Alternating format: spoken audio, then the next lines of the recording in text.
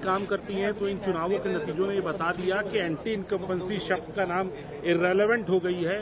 विपक्ष को नेगेटिविटी छोड़कर समझना चाहिए, पॉजिटिविटी के साथ सीखना चाहिए कि किस तरीके से काम किए जाते हैं लोगों के। और देश की जनता ने इस नए सत्र की शुरुआत होने से पहले नेगेटिविटी को पूरा जीरो कर दिया, हटा दिया, काम करने वाली सरकारों को चुना। कुछ दिन पहले कर्नाटक में चुनाव हुई थी, हिमाचल में भी हुई थी। उस समय मोदी जी की ये ज्ञान कहाँ थी पता नहीं। अभी जीतने के बाद सारे ज्ञान उभर कर आ रहे हैं। अच्छा है, अगर ये इस तरह की चले तो अच्छा है, लेकिन मोदी जी समय समय पे ज्ञान निकालते हैं और उनकी सुविधा के मुताबिक वो ज्ञान खो भी जाते हैं। सर, लेकिन ये मानेंगे आप सर कि प्रधानमंत्री, बीजेपी जिस तरीके से कह रही है ये प्रधानमंत्री के नाम पर वोट पड़ा बिल्कुल, और सारे लोगों ने विश्वास जताया है प्रधानमंत्री। ये प्रधानमंत्री जी, और मान लीजिए छत्तीसगढ़ में प्रधानमंत्री वर्सेस बाघेल, राजस्थान में प्रधानमंत्री वर्सेस गहलोत, वोट इस तरह की हुई। हमें पहली बार देखा कि दिल्ली छोड़ के देश के प्रधानमंत्री गांव-गांव भटक रहे हैं चुनाव जीतने के लिए, ये भी देखा है। बीजेपी जो कह रहे हैं प्रधानमंत्री के अलावा उनके पार्टी का कोई है ही नहीं, तो क्या करे।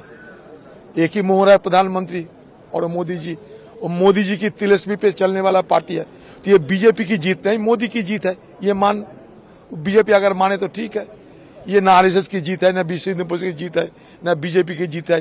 वो मान ले कि मोदी की जीत है, बस हो गया। सर, आज तीनों राज्यों में जिस तरह से बीजेपी की जीत हुई है, मोदी का मैजिक बरकरार है। बिल्कुल, मोदी जी का मैजिक बरकरार नहीं है। हम कहते हैं हमारे पोस्टर बॉय हैं, और जिस प्रकार से उन्होंने काम किया, 10 साल की जो हमारी सरकार रही और लगातार मोदी जी के नेतृत्व में जो लोगों को लाभ मिला है, सबको पता है कि सरकार जब काम करती है तो उसके नतीजे क्या होते हैं, और उन्होंने जो नतीजा हमको देना था वो भी आप सबके सामने है। नेहरू जिस तरह से 3 बार पीएम रहे, उस तरह से रिकॉर्ड बनाने जा रहे हैं मोदी जी भी तीसरी बार लोकसभा। खाली वो रिकॉर्ड मत बनवाइए। जो गलतियां उन्होंने की वो ये गलतियां नहीं कर रहे हैं, और देश के लिए जिस प्रकार से काम होना चाहिए, अगर पिछली जितनी सरकारें हैं आप उनके काम को देखिए, और पिछले 9 साल 10 साल में जो काम हुआ है आप उसको मिलाइए, बात काम पे कीजिए और बताइए किस 10 साल की सरकार ने इतना काम खड़ा किया हो। 2024 के लिए पॉजिटिव साइन है, और किस तरह से देखिए इंडिया ब्लॉक को कहाँ पे फेल्योर रहा है? मैं उसको इंडिया ब्लॉक नहीं है, क्योंकि वो भारत को बदनाम करने के बराबर है। वो डैश डॉट ब्लॉक है, और dash dot block dash dot ही रहेगा, क्योंकि जब नीति ठीक ना हो, आस्था ठीक ना हो और नियत में खोट हो तो दुनिया भी देखती है और वोटर भी खास तौर पे देखता है।